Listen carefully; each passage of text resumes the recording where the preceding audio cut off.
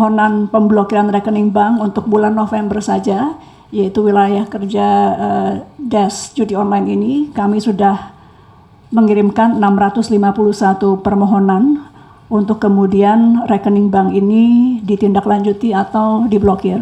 Dan media sekalian yang saya hormati, baru saja pemerintah dalam hal ini kementerian lembaga yang terkait bersama TNI, kemudian Polri, Kejaksaan, BSSN, kemudian Bank Indonesia, OJK, dan PPATK telah menindaklanjuti hasil capaian dari Des Penanganan Judi Online serta Des Keamanan Cyber dan Perlindungan Data. Rekan-rekan media sekalian, bahwa judi online kondisinya saat ini memang sudah cukup meresahkan, mengkhawatirkan, dan darurat begitu. Bapak Presiden pada beberapa kesempatan telah menyampaikan bahwa perputaran judi online yang ada di Indonesia ini telah mencapai kurang lebih 900 triliun rupiah di tahun 2024. Pemainnya kurang lebih 8,8 juta masyarakat Indonesia, yang mayoritas para pemainnya adalah kelas menengah ke bawah.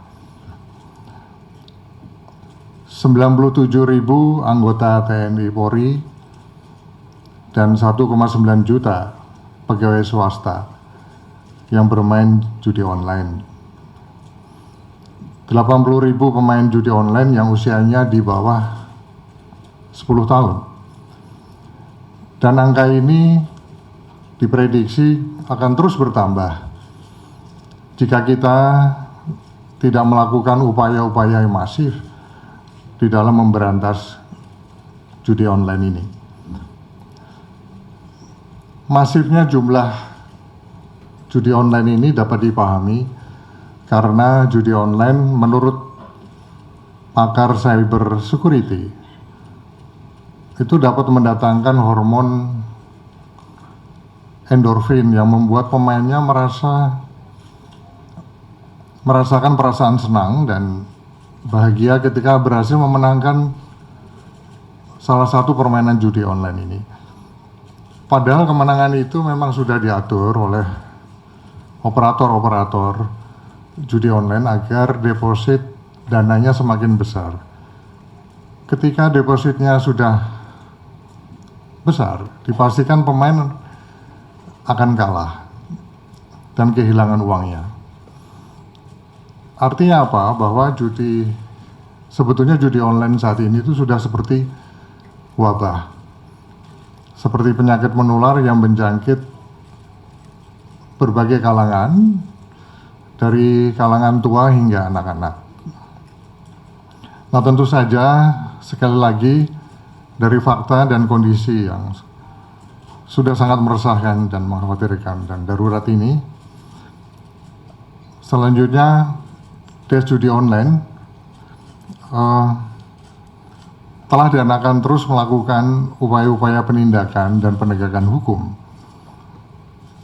memotong dan memblokir situs-situs judi online, termasuk penelusuran dan pemblokiran aliran dana, serta melakukan kampanye dan edukasi publik untuk pencegahan judi online. Dari sisi teknis memang mudah, nampak sangat mudah untuk mengidentifikasi maupun melakukan pemblokiran terhadap situs-situs judi online. Namun dari hasil evaluasi kita, bahwa kemudian banyak operator yang melakukan domain switching, artinya mereka dengan mudah mengganti nama domain yang telah diblokir tersebut, sehingga selanjutnya langkah pemblokiran akan kita lakukan dengan lebih agresif. Dari hasil rapat DES pada hari ini, Ada 3 hal prioritas yang akan ditindaklanjuti segera di dalam upaya pemberantasan judi online. Yang pertama adalah Des Gabungan akan bekerja sama dengan platform-platform teknologi dan penyelenggara jasa internet untuk melakukan pemblokiran secara sistematis. Yang kedua, Des Gabungan juga akan terus melakukan penegakan hukum dan penelusuran aliran keuangan judi online. Kita akan upayakan koordinasi hukum lintas negara dengan menyasar aktivitas pencucian uang untuk memudahkan penindakan. Yang ketiga, Des Gabungan juga akan memasifkan kampanye dan edukasi publik tentang bahaya akibat daripada judi online. Bahwa slot atau judi online itu adalah penipuan. Masyarakat selama ini ditipu oleh para operator judi online. Masyarakat diberi harapan bisa menang dalam permainan judi online, padahal program judi online itu sudah disetting agar masyarakat pasti kalah. Ujung-ujungnya pasti kalah dan tidak bisa menarik uangnya. 3 hal inilah yang tadi kita putuskan dan akan segera ditindaklanjuti oleh seluruh kementerian lembaga, TNI, Polri, Kejaksaan, BSSN, Bank Indonesia, OJK, dan PPTK yang secara keseluruhan hadir pada kesempatan rilis pada siang hari ini.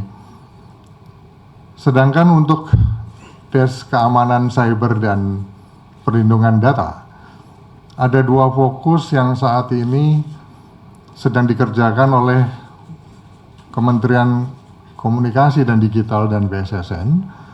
Yang pertama adalah melakukan perkuatan keamanan website milik pemerintah, termasuk Pemda dan lembaga pendidikan.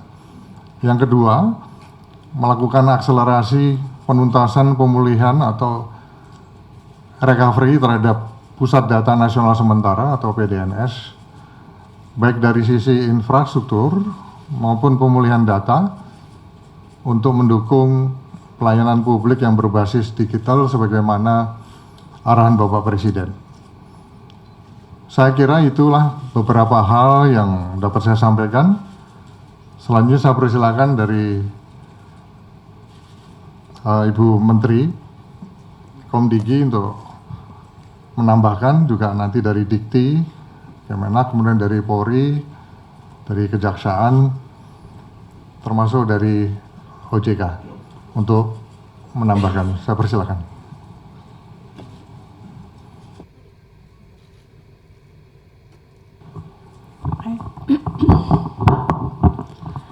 Atas izin Pak Menko Polkam, kami menambahkan sedikit dari apa yang beliau sudah sampaikan, melengkapi saja, mungkin bisa ditanyakan.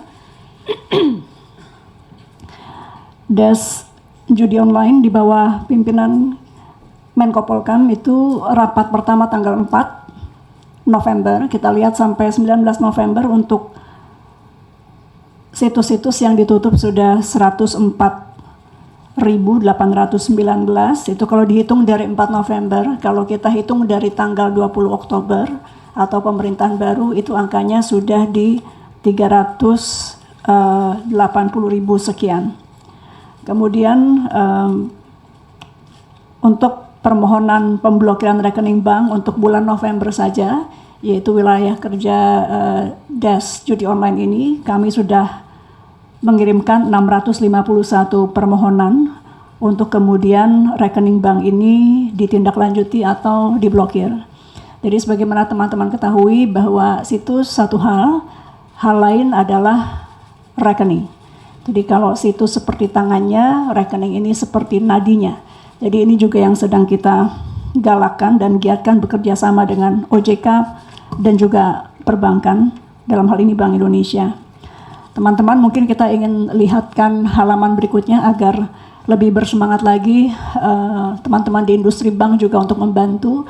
Kami memantau salah satu yang paling banyak adalah Bank BCA, Bank BRI, Bank BNI, Mandiri, Niaga, BSI, Danamon, dan lain-lain. Artinya Sekali lagi, kerjasama yang kuat dengan perbankan akan sangat dibutuhkan karena sekali lagi, nadi dari judi online ini ada justru di rekening atau aliran dana. Kita lihat di e-wallet, karena ini juga banyak pertanyaan teman-teman terkait e-wallet. Kami juga dalam kesempatan ini menggunakan waktu di depan teman pers juga untuk meminta kepada teman-teman e-wallet yang memang disinyalir platformnya dipakai, banyak dipakai untuk giat judi online. Teman-teman di Dana, GoPay, OVO, link aja. Ini kami sudah komunikasi juga untuk kemudian terus menurunkan di e-wallet mereka masing-masing. Di halaman berikutnya yang kita sudah lakukan juga, kalau teman-teman buka aduankonten.id, saya lupa minggu lalu kurang lebih, kita sudah melaporkan setiap hari jumlah situs yang di take down. Jadi kalau sebelumnya tidak setiap hari, sekarang teman-teman kalau yang di IG saya bertanya sudah berapa, sebetulnya bisa langsung dilihat di aduankonten.id. Kemudian juga teman-teman bisa melaporkan di aduannomor.id untuk melaporkan nomor rekening. Kemudian juga teman-teman bisa masuk ke cekrekening.id. Sekali lagi, Kemkom Digi tidak mungkin bisa melakukan sendiri pemantauan, dan ini akan sangat membantu jika teman-teman juga mengirimkan aduan. Meskipun tentu kami minta maaf kalau kecepatan kita men-take down mungkin tidak sebagaimana yang diharapkan teman-teman karena satu dan lain hal yang nanti saya akan jelaskan.